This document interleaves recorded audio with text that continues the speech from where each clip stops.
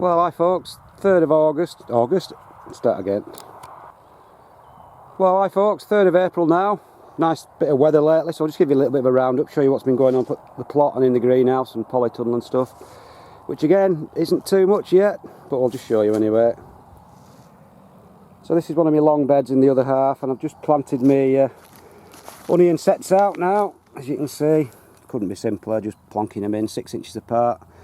So just the tips are sticking up. These are the heat treated ones again this year, which stops them going to seed. Had a sort of 100% success last year with not a single one bolting or going to seed. Got 3 different types, an early one, a later one, and the red one as always, so we'll see how they get on. But anyway, that's the onions planted. I've planted some in the other bed as well. Trying to get my marrow patch sorted out now. I'm just sort of going through it with a cultivator, knocking all the horse muck down, and it looks quite good if I just show you the sort of soil. Put quite a lot of horse muck in and compost, and it's looking nice and black and quite good to go. So hopefully I should get a big marrow this year. I'm trying to get the 100-pounder, as you've seen, for the last 3 years. I've had 86, 85, 86. So hopefully, I think apparently you're supposed to use a lot of nitrogen, the same like you do with cucumbers, and apparently that blows them up and makes them bigger. So we'll try that this year, and we'll try and get the elusive 100-pounder. Like I said, I'm just trying to knock them into shape. It's just a matter of just raking it all through now, riddling it about and getting it knocked up. Just need a bit of a tidy up in this bit. The kale's finally all bolted now, so that needs throwing out, and I'll chuck that for the horses to eat. And there's just really this bed that needs a bit of knocking up now. I'll be planting some cabbages in here and leeks.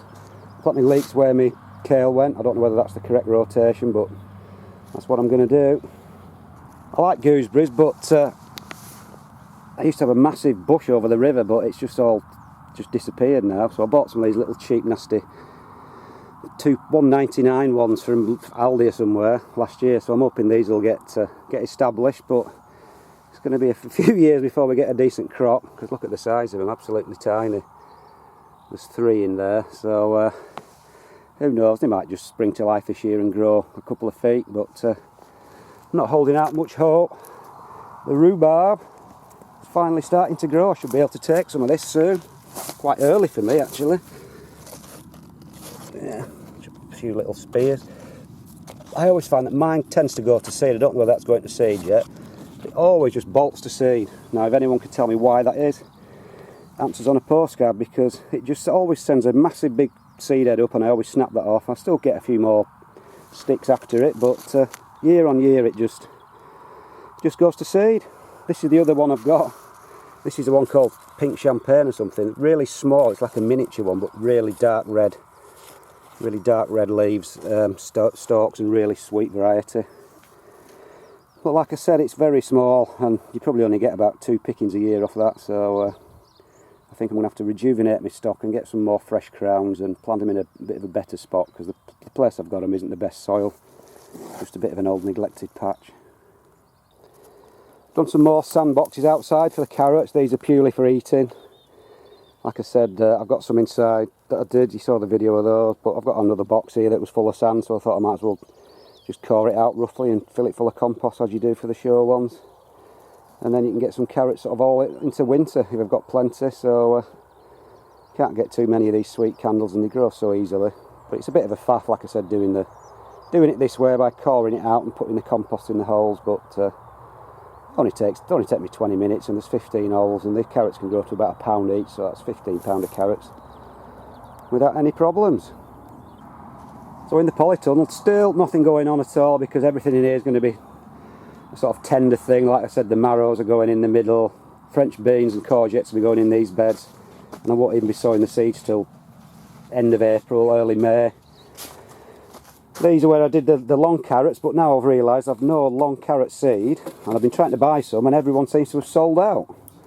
So I'm going to have to try some and sow some of seed that's 2 years old and hope that works. Because otherwise, if it doesn't work, I can't get hold of the seed, new red intermediate.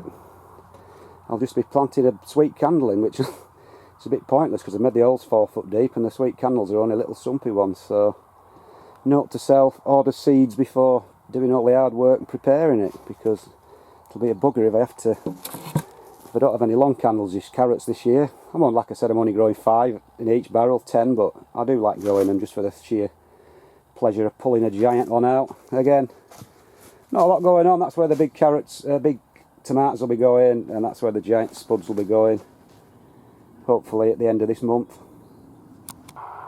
So this is where I'm growing my potatoes again, in the barrels, in the pots. I've got it all knocked up now. There's a few weeds coming up, but shouldn't take too much weeding. So I'll be planting probably my potatoes in about the middle of April, or middle to end of April, because there's no point in rushing it. Because if we do get a frost, sort of, middle of May, and they're all up with loads of foliage on, it's just going to kill them all off. So, and they do catch up. If you plant them later when it's warm and they get a constant growing warmth, warmth to grow in, they always catch up, rather than letting them sit in cold soil. My garlic's all come up. It's about the first time I've ever had 100% sproutage, if that's a word. So that's good. I planted that at the end of February, so it's just over a month. And like I say, they're not very big. Not as big as a lot of people who plant them in August, but I always get good results by planting them late, in sort of really early spring. Planted another 3 rows of my onions in there. You won't be able to see them because of all the perlite on top, which is from my compost. I'm hoping that sort of mellows a bit and darkens in colour and gets washed down a bit, because it's, I don't know, it's a bit hallucinogenic, this bed now. It's just white, and in summer when the sun's out, it's going to be blinding. But who knows, it might make the light reflect and make things grow a bit faster. We don't know, but I don't like the look of it anyway. But never mind, it's done now. Can't do anything about it. Got my pea frame sort of half up. It's just a matter of fixing it all together, using chicken wire as normal. So when the peas are ready in the gutters, I'll just slide that into a row below, and they should grow away dead easy. So I'll just go up to the greenhouse now to show you what's going on in there, a few bits and pieces, but like I said, not a lot. Well, folks, I'll just show you what's going on at greenhouse. There my leeks are sowed in the big polystyrene box, starting to put on about 2-3 leaves now, some of them, so steady away. These are the shallots, the jumbo banana shallots, Zebron. Didn't quite get 100% germination, but I had some that had a couple sprouting, so I pricked some out and filled the holes in. So I've got 120 modules filled up now, so that's more than I need. And the spring onions, like I do always, I just grow them in little clumps of about 3 or 4, anything from 3 to 5 in modules, and then plant them out maybe another 2 or 3 weeks, and that tends to get them established a lot quicker than sowing them straight into the cold soil for me. Now the early spuds, I'm quite amazed with the growth of these. Oh, really flying on, because we've had some really nice weather recently.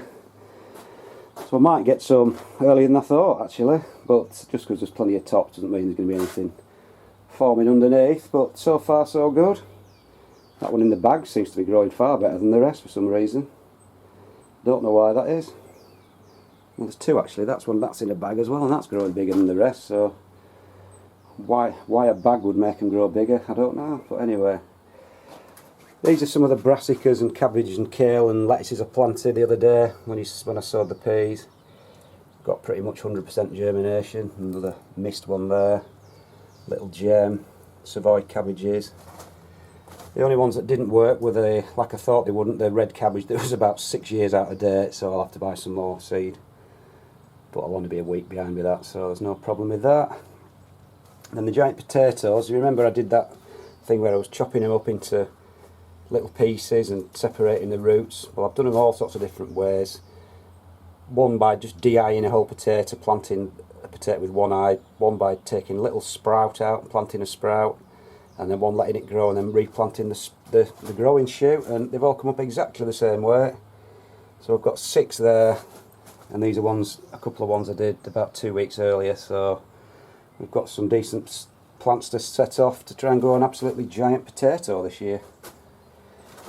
What else have we got? These are the peas that I sowed in the gutters last week. Just starting to come up a few now. Where are we? There we go. Just the odd ones. Quite a few coming up now. Just need to keep them watered because they do tend to dry up. But it's my favourite way of setting off your peas, because Just stops them getting eaten by the mice and rotting in the cold ground.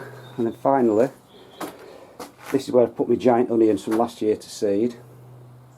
That one's not producing any seed heads yet, but this one, it looks a bit silly because I have to strip all the skins off because they were going rotten, but it doesn't make any difference to the resultant seed.